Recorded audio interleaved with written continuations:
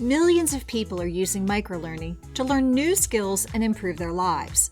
As a course author and professional content creator, I'm going to share with you 3 tips for creating microlearning content. Microlearning has been shown to be one of the most effective ways to learn, and it is a more efficient use of your learner's time than traditional learning methods. There are a few key things to keep in mind when creating microlearning content. First, make sure the content is engaging and interesting.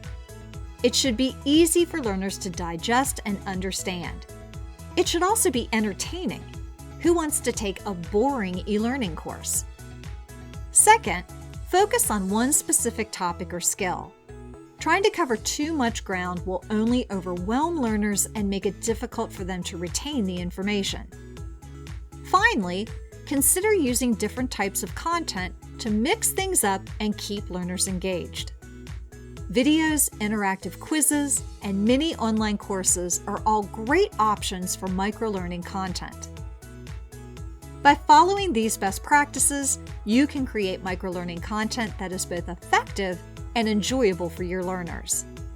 If you're teaching or training online, don't miss the URL Doctor's free educational series on microlearning, e-learning, and learning management systems. Visit our site at theurldoctor.com for more information.